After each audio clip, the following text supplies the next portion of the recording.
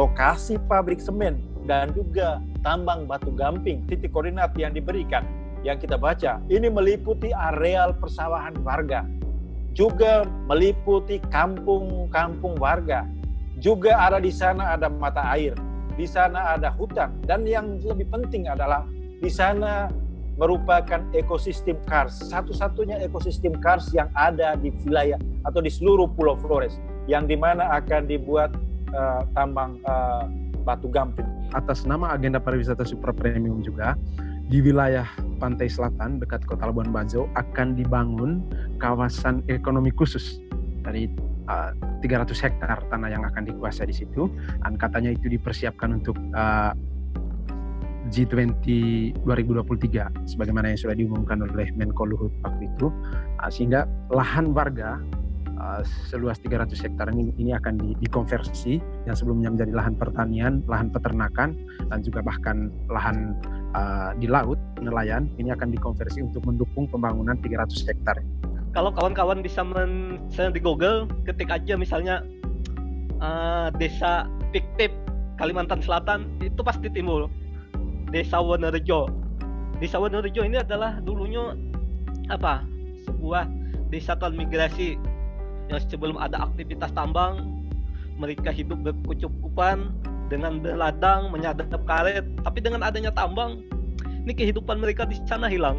Bukan hanya kehidupan, tapi semua yang ada di desa itu hilang. Sekarang hanya tinggal 10 kepala keluarga yang ada di desa itu. Kalau kita ke sana, sudah tidak ada bentuk desa lagi. Yang ada hanya lubang tambang dan aktivitas tambang lainnya. Dan ini bukan akhir dari segalanya. Ada masih desa-desa lain yang terancam hilang. Yang sekarang ini desa-desa tersebut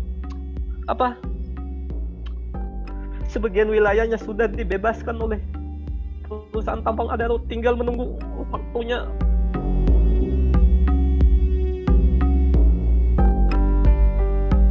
Sekarang ini saya berada di lokasi berdampingan dengan PLTU itu, dengan cerobongnya, terus batu baranya, ada tongkang batu bara, dan kebetulan tanah saya ini berdampingan dengan pembangkit listrik ini.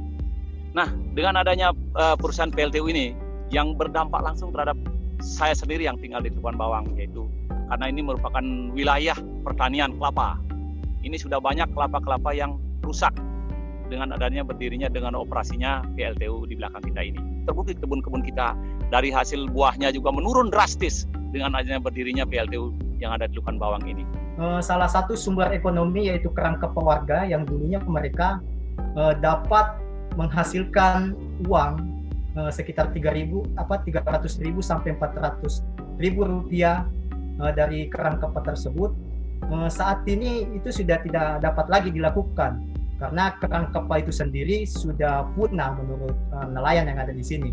Itu diakibatkan oleh larutan-larutan sedimentasi yang di dalamnya ada merkuri ataupun logam berat dari aktivitas bukaan tambang yang ada di hulu Sungai Santan, sehingga ini yang menyebabkan organisme-organisme yang ada di Sungai Santan itu ikut menurun dan bahkan punah.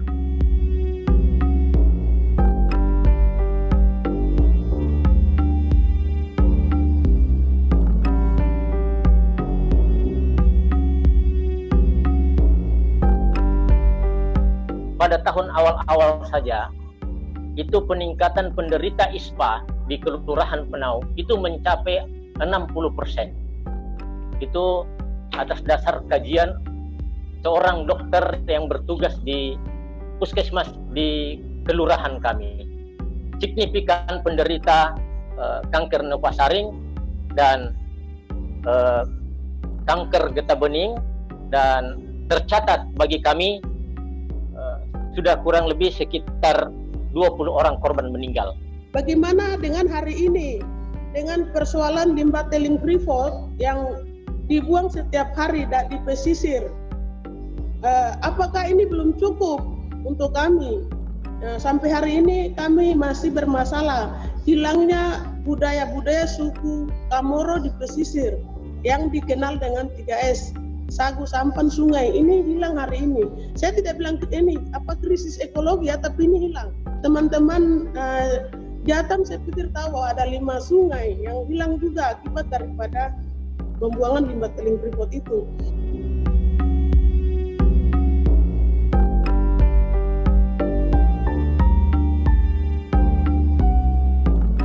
Sejak awal selalu diagung-agungkan, selalu didengung-dengungkan bahwa investasi pertambangan ini membuka lapangan pekerjaan, memberikan kesejahteraan kepada masyarakat, tetapi itu janji-janji dan tinggal janji. Karena ketika investasi pertambangan mulai masuk, pemerintah cenderung berpihak pada perusahaan tambang, cenderung menekan, memuluskan operasi pertambangan. Dan pada tingkat warga didesak untuk menyatakan persetujuan. Tua-tua ada didesak untuk menyatakan persetujuan. Juga ada pola adu domba di sana. Warga antara satu dengan yang lain, antara kampung dengan kampung, diadu domba. Dan kemudian disertai dengan ancaman dan intimidasi dari pihak-pihak tertentu, terutama pihak keamanan dan macam-macam. Kami di Maluku Utara hari ini sedang mengadvokasi sekitar 13 buruh yang ditangkap. Karena waktu aksi May Day kemarin, karena melakukan protes atas kebijakan salah satu perusahaan. 8 orangnya sudah ditangguhkan penahanannya, tinggal 5 orang dengan berbagai alasan yang mungkin saya belum bisa membuka itu secara detail. Tetapi prinsipnya adalah eksplorasi pertambangan itu kerusakan lingkungan yang terjadi tidak sebanding dengan pendapatan hasil daerah yang masuk di KAD Maluku Utara.